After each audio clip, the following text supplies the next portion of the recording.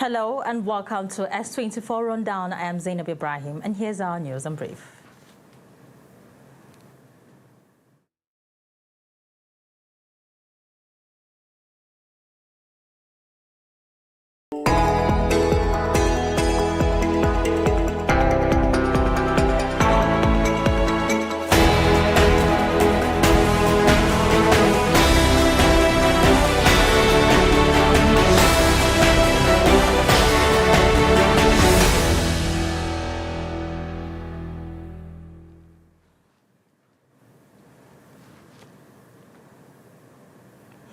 Now the news in details. To start with, 6 alleged coup plot suspects, including Mohammed Ibrahim Gana, Erasmus Ochegobian Victor, Ahmed Ibrahim, Zakaru Umaru, Bukar Kashim Guni, and Abdulkadir Sani, pleaded not guilty to a 13-count charge before a federal high court in Abuja. The charges border on terrorism and an alleged plot to overthrow the Nigerian government by levying war against the state. Another high-profile figure, Timothy Silva, a former Minister of State for Petroleum, was also mentioned in the charge, but is currently at large. Following their arraignment, the trial judge, Justice Joyce Abdul Malik, ordered that all 6 defendants be remanded in the custody of the Department of State Services pending the commencement of the trial. Also, troops of Operation Hadinkai successfully repelled a midnight attack by insurgents on a military base in Kukareta, Yobe State, killing at least 24 of the attackers.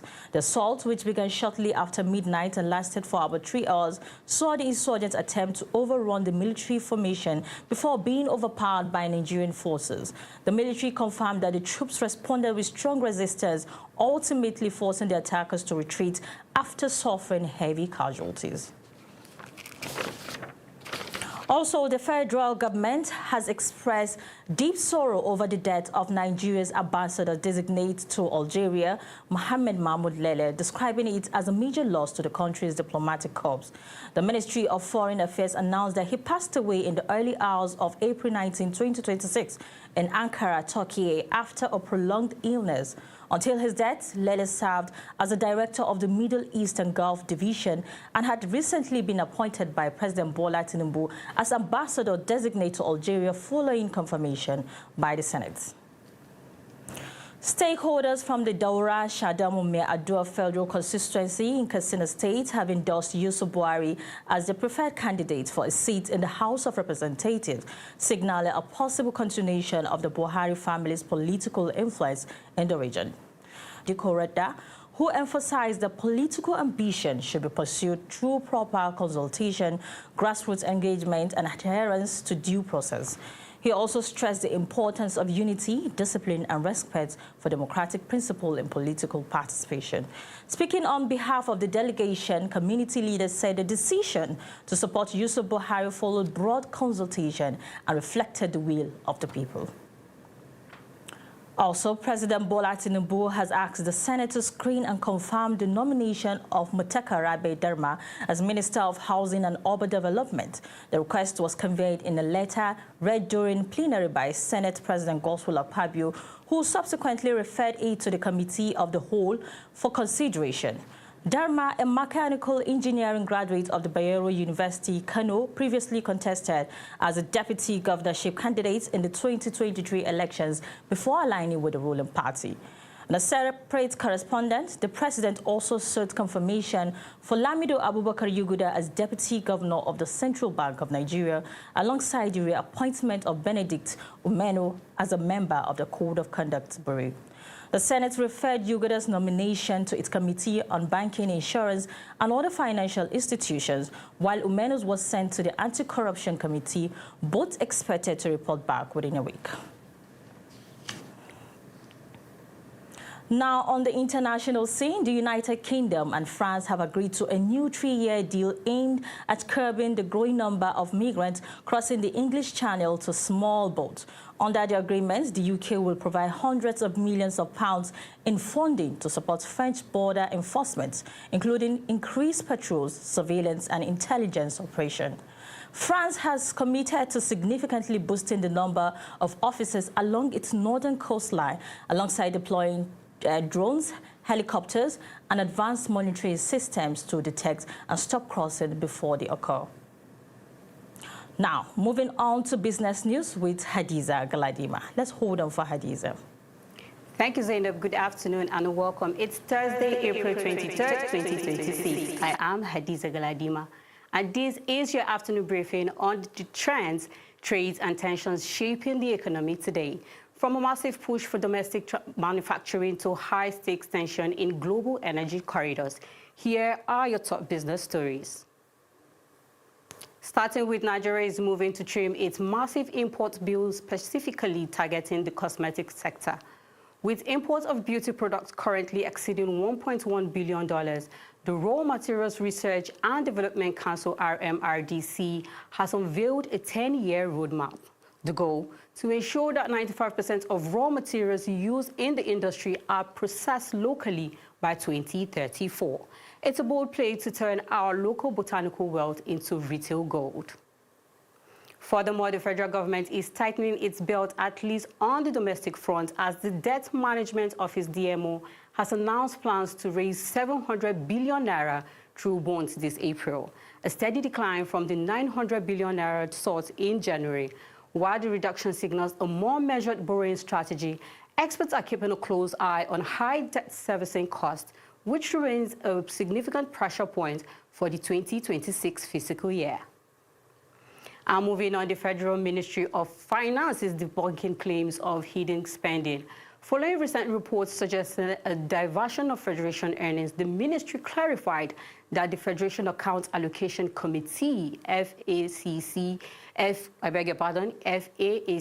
deductions are statutory and transparent, including savings, investments, and security expenditures. The government insists that macroeconomic reforms are working, despite the World Bank's recent update highlighting the need for deeper inclusive growth. And lastly, on the global stage, energy markets are on edge as crude prices jumped nearly 4% this morning following reports of naval friction in the Strait of Hormuz, with Tehran demanding that vessels seek permission to transit the vital waterway responsible for a fifth of the world's oil and gas exports.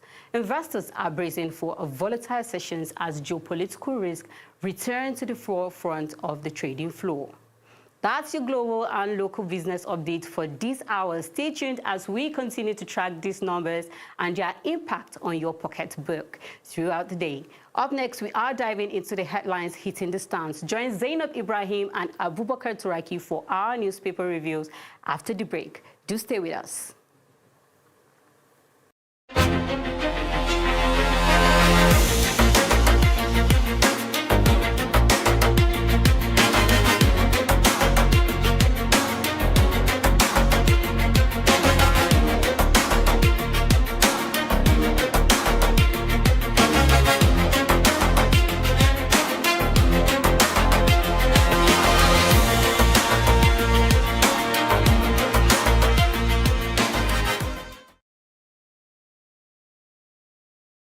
Thank you so much, Hadiza Galadima, for the business news. Now, moving on to our next segment, newspaper review, and I'm here with Abubakar Turaki.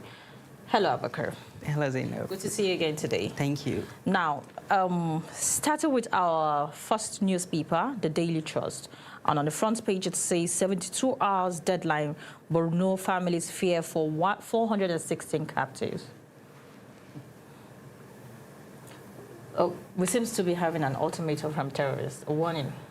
A comprehensive shutdown. Let's hear from you. In a democratic country like Nigeria,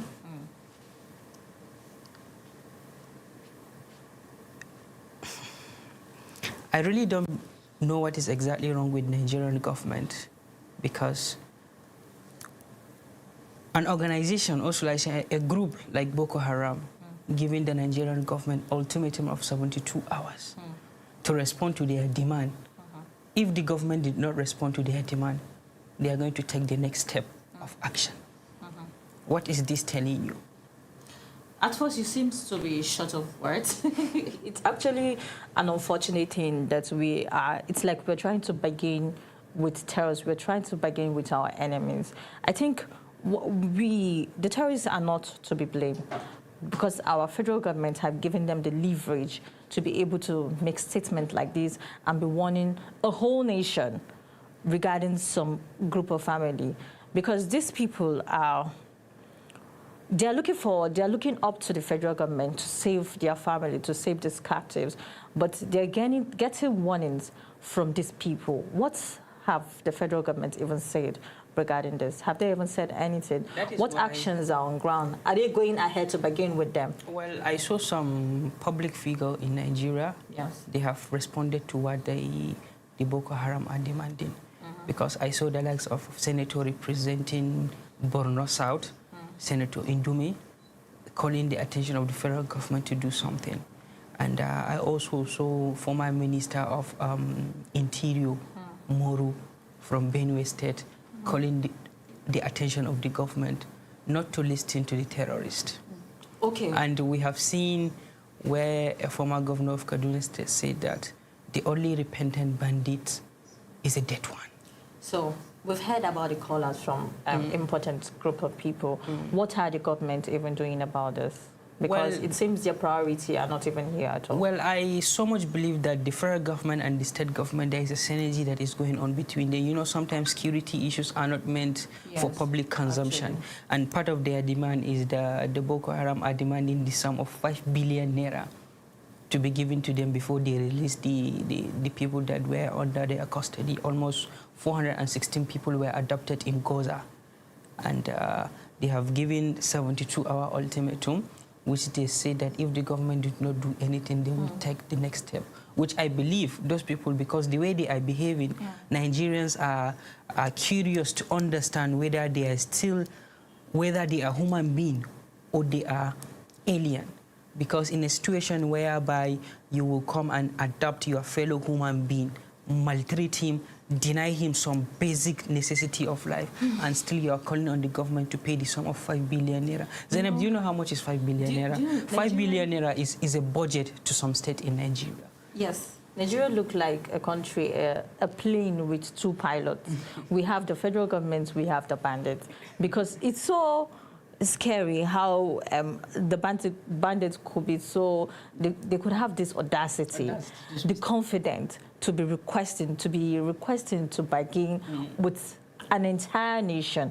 Because forget that, okay, they are calling on the federal government. They are talking to the entire nation.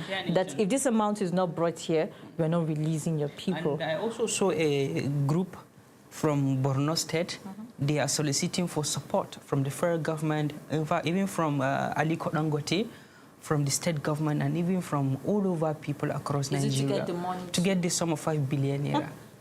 What is this thing actually sending? This thing is sending a signal to Nigerians that something is wrong. I am not Aliko Dangote, but do you think Aliko Dangote will be releasing that amount of money to give to bandits to release a group of people? I am also of the opinion, and many Nigerians are of the belief that paying the ransom to bandits is like... ransom only shows continuity. That means this will not end. They will keep blackmailing us and keep asking for money. And recently we saw... Then again, there is the idea of do not bargain with them. Do not bargain so what decision are we supposed to even make here? What is supposed to be the right decision? We have to rejig our security architecture, because we have seen a situation some couple of years ago. A foreigner was adopted, an American citizen was adopted. Foreign machineries came to Nigeria. I think, if I could remember, it's in Sokoto. They came to Nigeria. Within 24 hours, they rescued him and they left. That is countries where their own priority is their citizen. So what is happening to our country, Nigeria? Because this seems like, this shows vividly that it is not impossible to rescue these people. It is so very, why are they very giving possible the when the government... power? What do they have on us? Why are they giving them the power, the confidence to retaliate in this manner? Zainab, you know, sometimes the issue of insecurity in this country is very, very alarming. And, you know, those people that are in the position to do the needful, they seem not to do the needful. Because I don't really believe you swore with the Holy Quran or the Bible to protect the life and property of the citizen, despite the fact that we have been seeing frequent attack, frequent adoption. We have seen a situation whereby students were adopted, times without number. And education is becoming... A community was set ablaze. People were adopted in places, especially in Katsina, Borno, and some part of Zamfara. So unfortunate.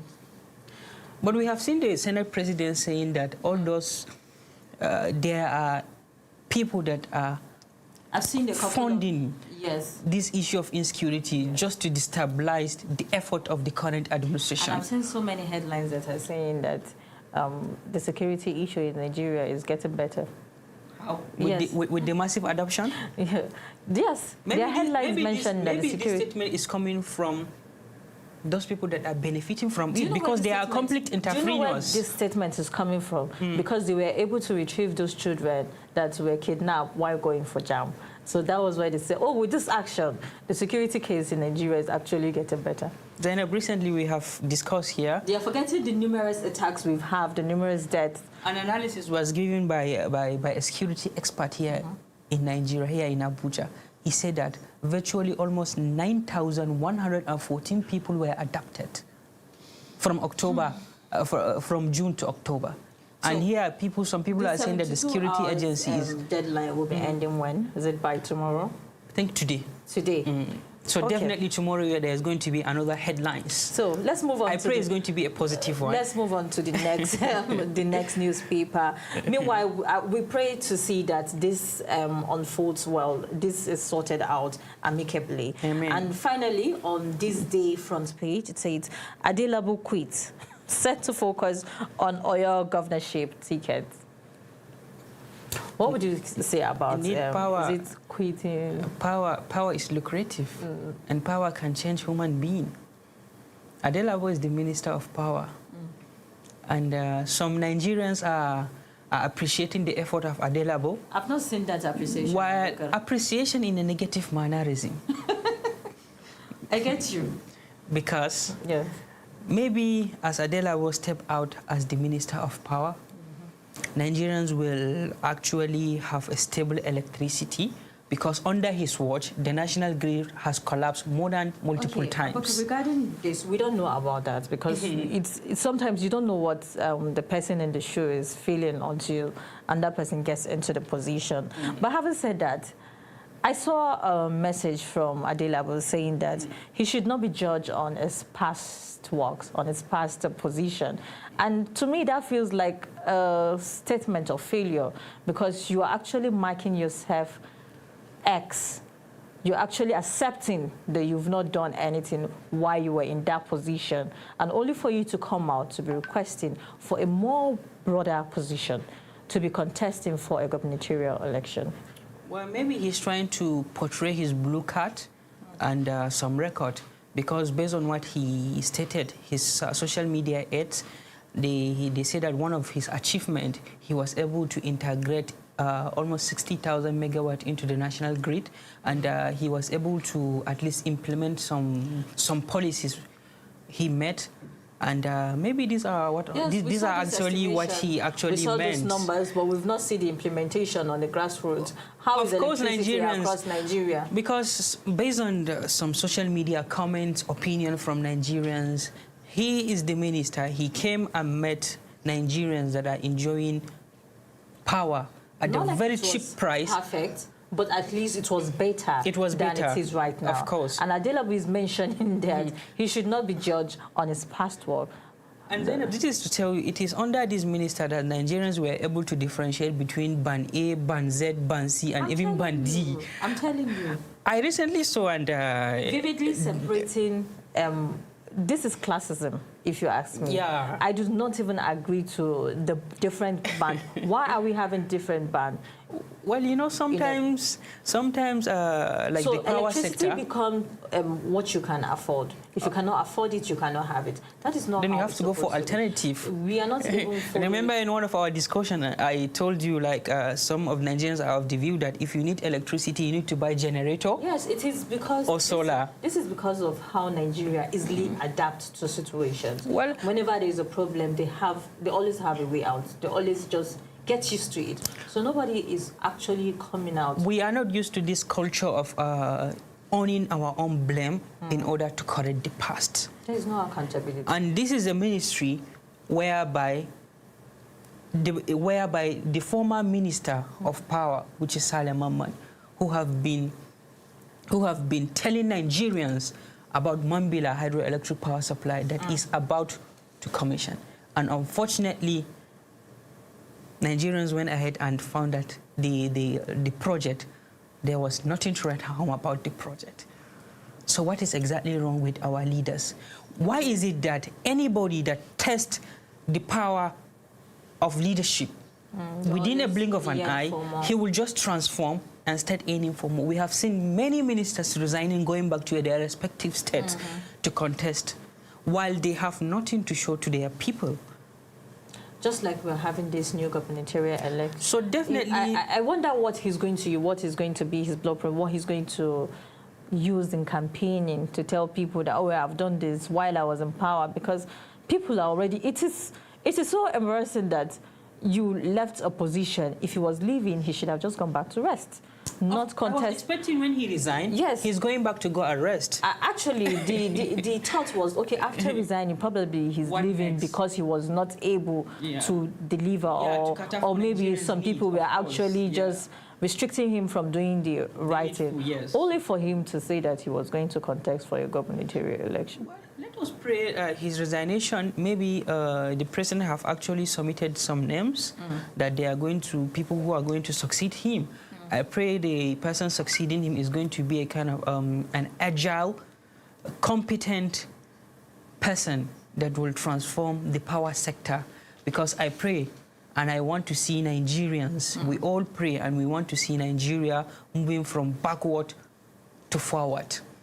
I pray those that are in Band Z or Band C, they will enjoy at least a decent number of electricity in hours. Yes. So and recently, Nigerians are complaining and lamenting because many people were shifted to Band A without any notice. So they just have to pay for what they have to pay for it. They have to pay for it, and they are buying units at a very exorbitant price. I'm expecting the government are here to provide services to Nigerians. So for both headlines, you know, we pray to see a positive unfolding. We pray to see a positive involvement. So this is where we'll be drawing the curtain on newspaper review today. Up next is S24 reports coming to you after the break.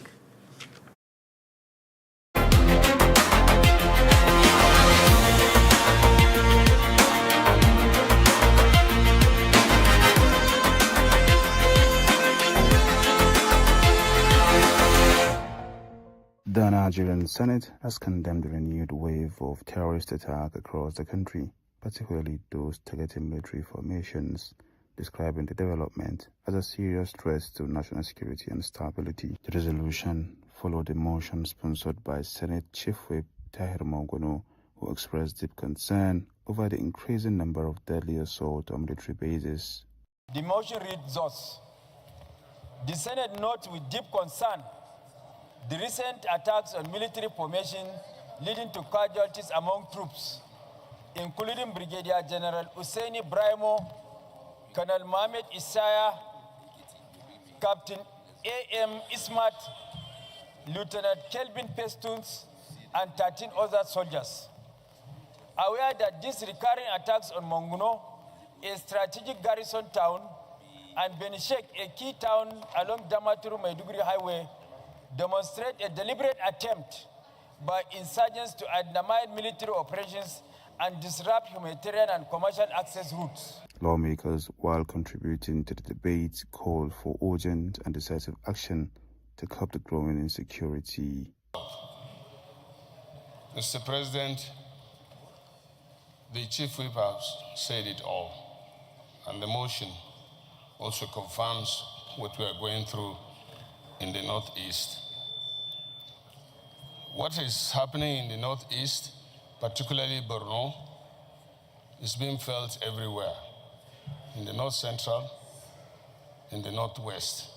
Ampali Ediku was attacked in January 2025, and only in April 2026, Ampali Ediku has been attacked again, leaving in the wake of it several deaths and property destroyed. Responding, Deputy Senate President Barrow Jibrin assured lawmakers that President Bola Tinubu has been fully briefed and is taking steps to address the situation. We, the leadership here, that the President and Commander-in-Chief is doing very, very well, working very hard to deal with this matter, even though it's a matter that has global dimension. The issue of insurgency, the IC, Boko Haram, and the rest, these are insurgents that wreak havoc on people of several countries in West Africa. In a solemn moment, lawmakers observe a minute of silence in honor of fallen soldiers and affected civilians. The Senate also urged the federal government to strengthen military training on civilian protection and ensure strict adherence to rules of engagement in line with international humanitarian law. Kabiru Abdurrauf, S24 Television.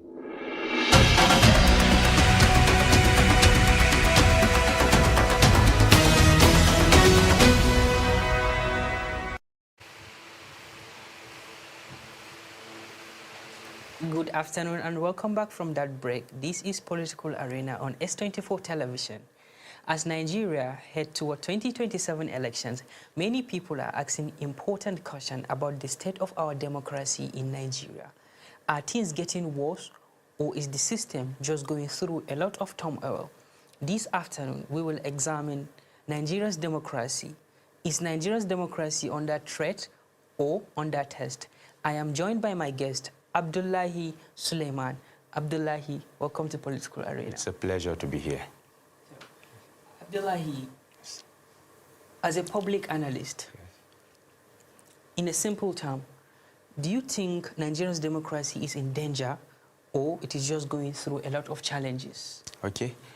Firstly, I must hit the nail on its head.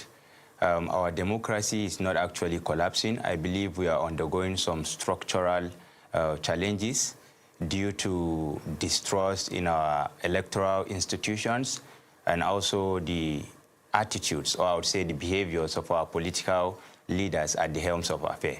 So we are getting there, and it's not the end of democracy in Nigeria. Okay, you made mention that our democracy is not collapsing. But a layman out there will say that in a country whereby it will be very difficult for Nigerians to go at least 1 week without experiencing a series of attacks on innocent Nigerians. And one of the attributes of a failed state, perhaps if I may see, is the absence and failure of the government to protect the rights and individual of the country. What can you say about that? We must know that the first essence of every government is the protection of life and properties of the people. And in a situation where the lives and the properties of people are not protected, it simply means there is a failed government. But I believe that is not a collapse of democracy on its own. And that is why at every interval, at certain years, for Nigeria applicably after 4 years, there is need for everyone to go out to select, or rather elect leaders that they feel deem, fit to hold up to the required leadership and things that are required for the Nigerian people. So, the insensate attacks, insecurity are surely shortfalls and failures from our government.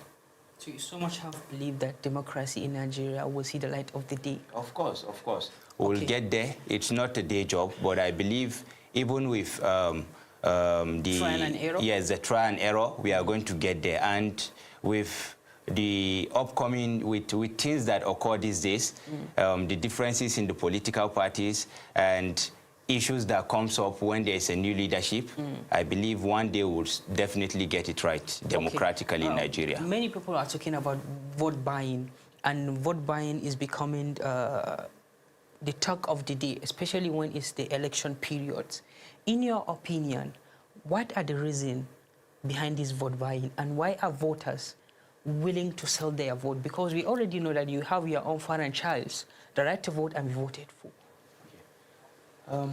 this is a very complex matter. Vote buying is an issue that has been, has been in existence for a very long time. But I would simply tag it to two reasons. The first one will be economic reasons, and I'll say the other reason will be lack of trust. What do I mean by economic reasons? You see, poverty is the essence for accepting, vote buying. In a case whereby the people feel a kind of a disconnection to the government, they feel the only way they have a direct connection to the government is at a point or at a time where election process or electioneering is going on and they are given a particular peanut or a penny to buy the vote. They believe that is the only thing they are able to get from the government. So you see, around surrounding vote buying and the reasons why these cases of vote buying still takes place in Nigeria. As some people call Nigeria a dilapidated country, so you as a Nigerian, as a patriotic Nigerian, what are you doing in order to curb the issue of vote buying among young Nigerians, especially women and young girls? Okay. The first thing from our own end, as people that work relentlessly to see the betterment of the Nigerian society, I believe awareness is key. All we need to do is to create awareness on the menace of vote buying.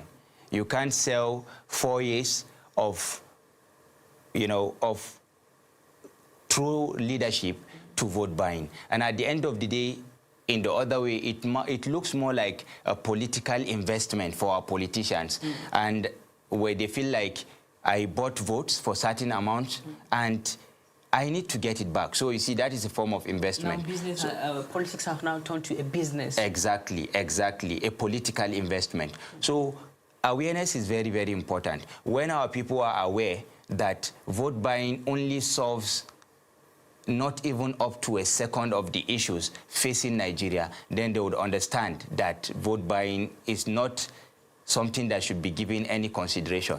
And also, Nigerians must be very, very firm about their choices. When we talk, we create awareness to curb vote buying. We will also have to create awareness on certain matters like ethnicity and religion. We must understand that when it comes to politics, politics knows no tribe, no religion. Of course. A Muslim, a Christian, being from the northern part, the southern part, the middle belt part of the Nigerian society, it has nothing to do with politics. Politics is a power, it's a people-centered style of leadership for the people, by the people, Abraham Lincoln. Exactly. So it's supposed to be people-centered. But in a case whereby the people lost faith in their leaders, they believe they can only resort to, maybe accepting vote buying and the others, which is not the way forward. What can ordinary Nigerian do to improve election in Nigeria? The first thing an ordinary Nigerian must do is that he must or she must stay away from accepting bribe or penny in the name of buying votes. That is the first thing. The second thing, Nigerians must follow up with their votes. What do I mean by follow up? I'm not talking about violence. Follow up should... Legally and democratic way to hold leaders accountable. Exactly.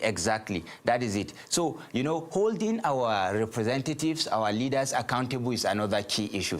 And, it's too bad that sometimes people facing an issue at the local government level will always turn back to the federal level. So you see, there is lack of holding. Yes, there is a disconnection. People do not understand, this hierarchy in leadership. So it's important to know that holding our leaders accountable is our responsibility. I believe there is concurrent list, residual list, and exclusive list. Exactly. So we must hold them accountable. We must avoid vote buying.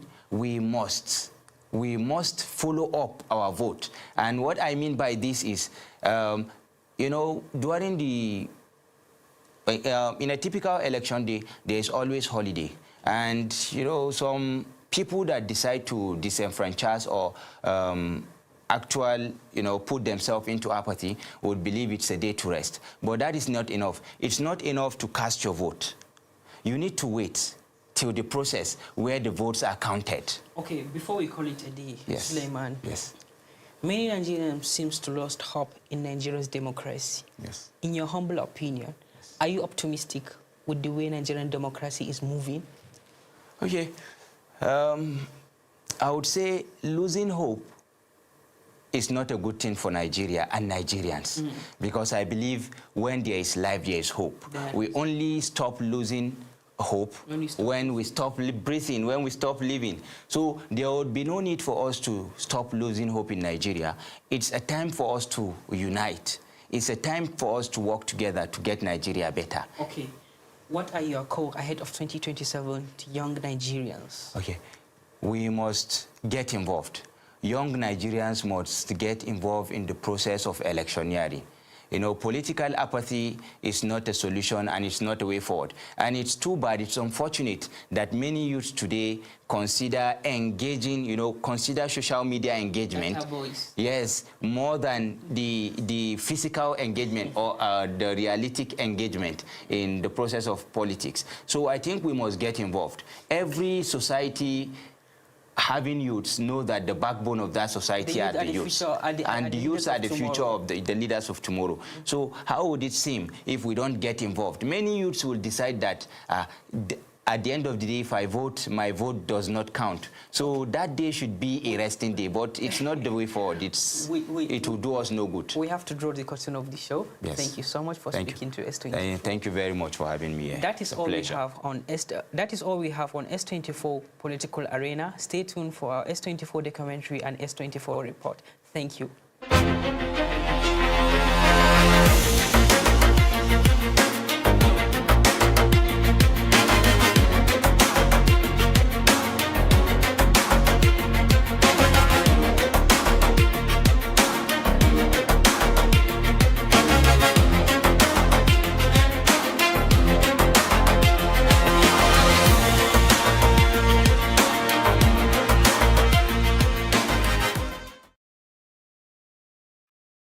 Let's go!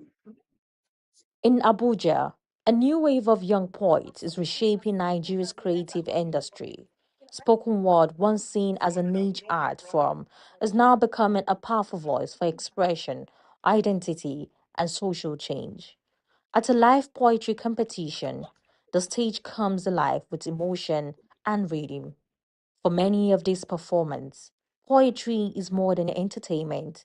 It is a tool to confront injustice and tell personal stories that reflect society. One of the leading voices in this movement is Hafsat Abdullahi, known as Havi.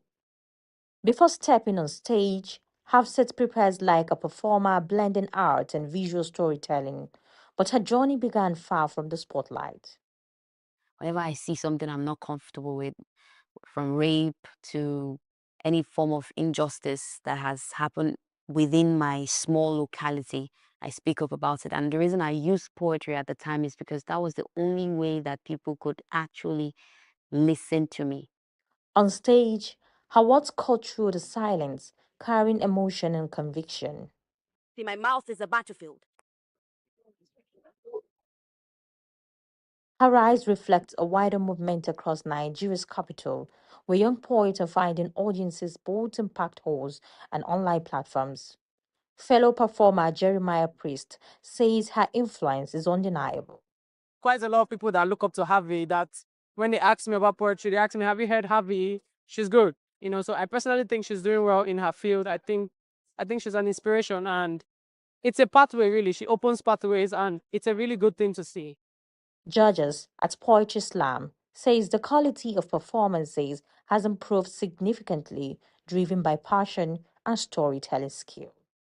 All of the avenues that social media gives you access into the world, into spaces that you would never think your poetry will get to. I think young poets have really used that. Like, a lot of them are doing great numbers online. You see a young poet post a poetry video, and it's doing 10K views, 20K views, up to 100K views, and it's amazing to see. So I'm very grateful for what's going on, and I think it should be something we should look at and encourage. That are streaming now, that are publishing, if you like me to use that word, on platforms like Spotify and what have you. And if you look at the data of 2025 alone, I mean, Nigeria received royalties as Nigerian creatives artists, received royalty of about 60 billion naira. And this is an opportunity that the government, or should I say everyone that is involved in the creative economy or funding that sector, can actually tap into it and get something from it. Beyond the stage, spoken word is also becoming a growing part of Nigeria's creative economy, powered by digital platforms and streaming services. I think that the performances were brilliant. I think the delivery was exceptional. I think the quality of the material, that is the written piece, was wonderful, right? You see them display mastery over words in a way that's just refreshing to watch. I mean, I had goosebumps when I was listening to some of them. For Hafsid, poetry has evolved from passion into purpose and now into possibility. I found a way to monetize that and get money out of it. I want to create an industry around poetry. In Abuja, poetry is no longer just spoken, it is performed, shared, and lived. A new generation is turning words into influence and creativity into opportunity.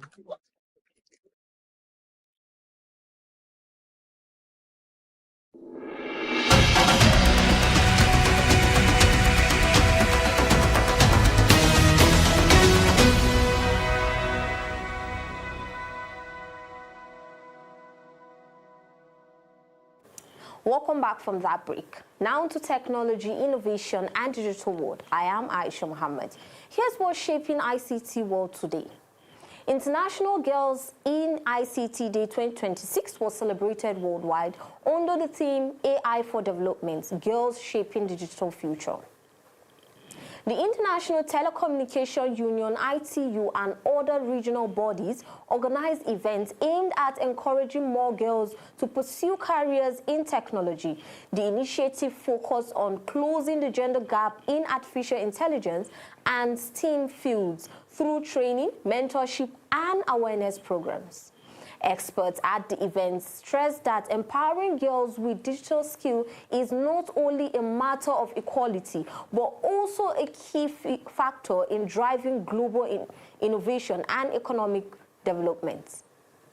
Nigeria is currently facing a high rate of cyber attack, with reports showing an average of 4,200 weekly incidents. This comes alongside the rapid growth of the country's digital economy, raising concerns about online safety.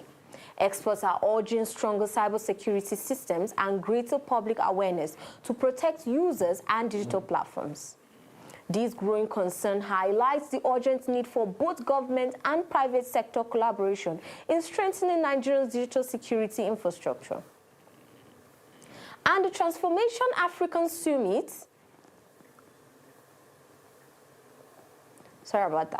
And the Transformation African Summit, ICT leaders partnered with Smart Africa to develop practical right-based data governance frameworks. The initiative focuses on ensuring responsible use, protection, and regulation of data across Africa's digital spaces. Discussions also highlighted the roles of government in creating clear policies that support digital growth while protecting users' rights. The initiative is expected to strengthen trust in digital systems and promote responsible data use across African nations. The Australian government has signed a memorandum of understanding with Microsoft to advance its national artificial intelligence capabilities. Announced on April 23, 2026, the partnership aims to strengthen innovation, improve digital services, and support the country's AI development goals. Officials described the agreement as a major step toward positioning Australia as a global leader in responsible and advanced AI development. Microsoft also reaffirmed its commitment to support innovation that is ethical, secure, and beneficial to society. And that's a wrap on today's ICT World News Updates. Don't go away. Gladys Asuko is on standby with the entertainment update after the break. Thank you.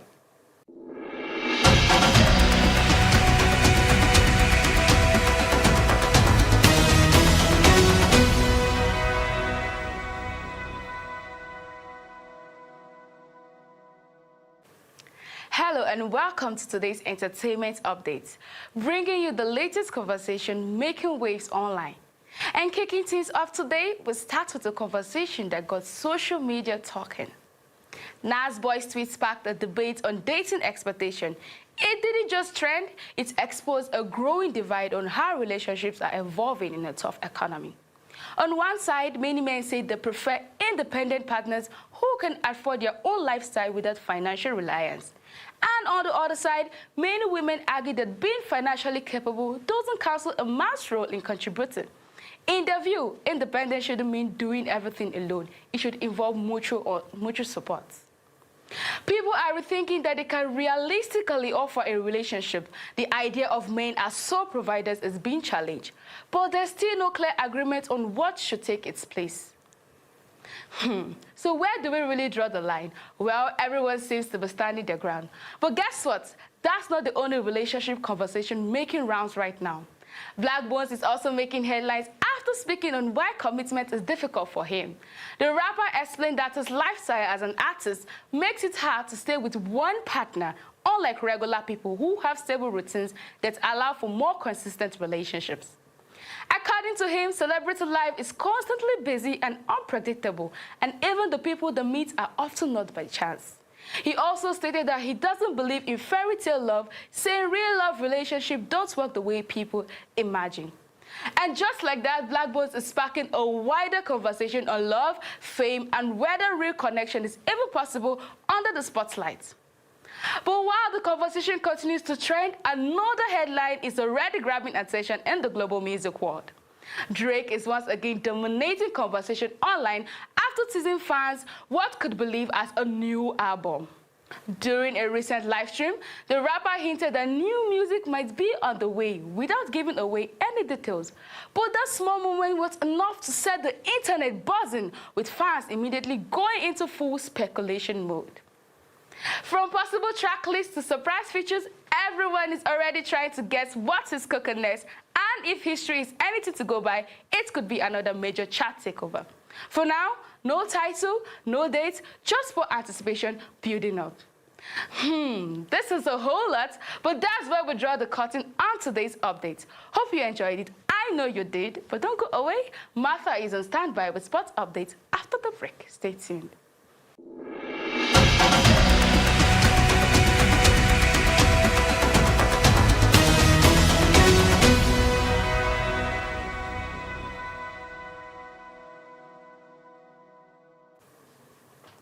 Welcome back from that break.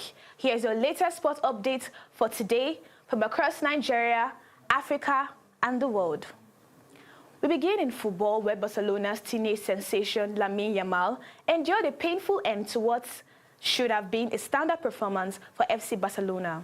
The young forward calmly converted a decisive first-half penalty to secure a 1-0 victory over Celta Vigo in La Liga.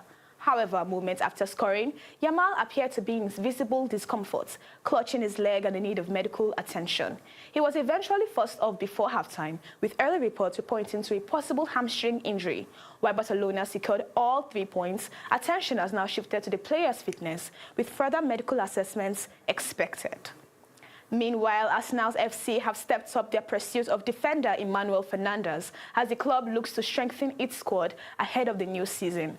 Reports indicate that the Gunners are leading the race for the highly rated centre-back, with a potential deal valued around £35 million. Fernandes has attracted interest from multiple clubs following impressive performances, but Arsenal are believed to be in strong position as negotiations develop.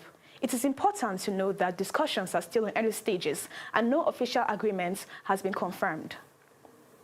In Turkey, Nigerian striker Victor Osimhen made his return from injury but could not prevent Galatasaray SK from crashing out after the Turkish Cup. Despite his return boosting the squad, Galatasaray fell to a 2-0 defeat, ending their hopes in the competition. Focus will now shift to Osimhen's full recovery as the team continues its campaign in the league. And finally, in Nigeria, the Nigeria Rugby Football Federation has launched a grassroots rugby development course in Ogun State. The program, held at the MKO O. Abiola Sports Arena is aimed at training coaches, match officials, and medical personnel to improve the standard of rugby at the grassroots level. Officials say the initiative is part of a broader effort to expand the sports across schools, local communities, while also promoting safety and professionalism in the game. That will be all on Sports Update. Over to our PG News after the break.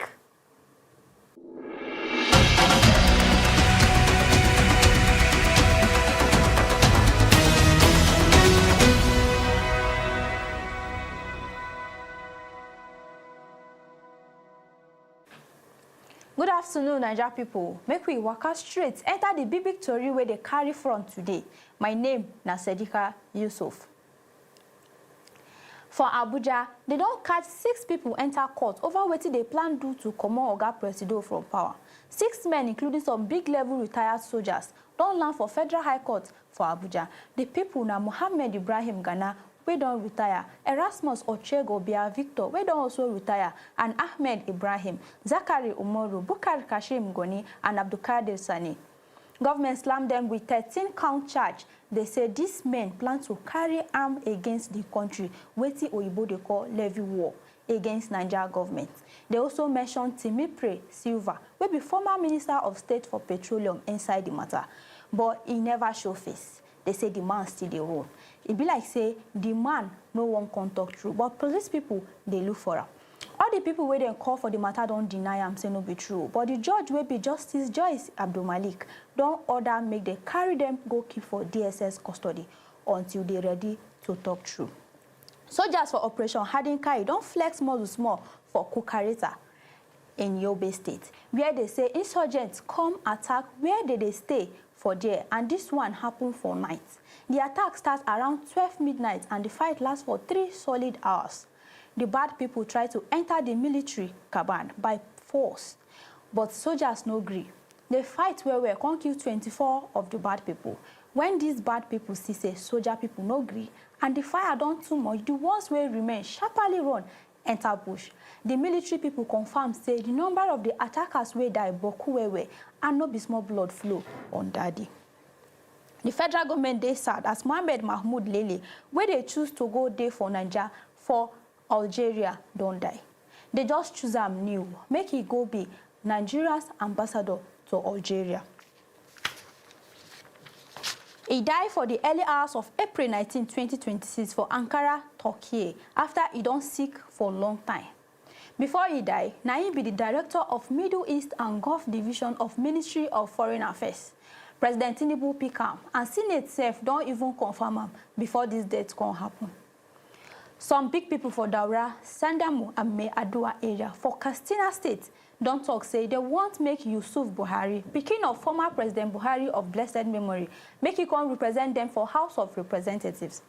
They don't go tell Governor Diko Rada waiting their mind and waiting they won't do. The governor can't tell them say anyone we won't post, anybody we won't post must follow proper consultation, which means say he must go meet people, may they talk way, and he must go meet people also wait there for grassroots. He said politics need discipline, unity and respect, and now so democracy take the work. The leaders too can say the decision come after they don't follow many people yarn the matter. And say the people where they meet for grassroots don't hear the matter and they don't talk waiting to help them carry the matter go front. Say they not just sit down, can't decide this matter. For another story, President Bola Ahmed Tinubu don't write go give Senate President Godswill Akpabio, where then check and confirm some new appointments where they just give some people. For the paper where Presido writes, Oga Presido say he wants Mutakara Bedama, one mechanical engineer from Bayero University Kano, to be the Minister of Housing and Urban Development. He can say make Lamido Abubakar Yuguda come become second Oga for CBN. Oga Presido also say make Benedict Omeno continue as member of the Code of Conduct Bureau. That is, make he stay there among people where they put eye for government, make they no do uru. The Senate don't send these names, go give different committees, and they must. The United Kingdom and France don't agree for 3-year plan. May they take stop people where they use small boats cross the English Channel enter UK. UK people say they go give France hundreds of millions of pounds to make they use the money, hire more police for their northern beach. May they tighten their border, may they make sure say people where they follow corner enter their country, no go fit do them again. UK say may they also use drones, helicopter, and big machine where they call advanced monitoring system, that is high-tech machines, to see people where one cross, and may they stop them even before they near the water. Naija people, make we hang our story for here today. Till we meet again, make una no dull.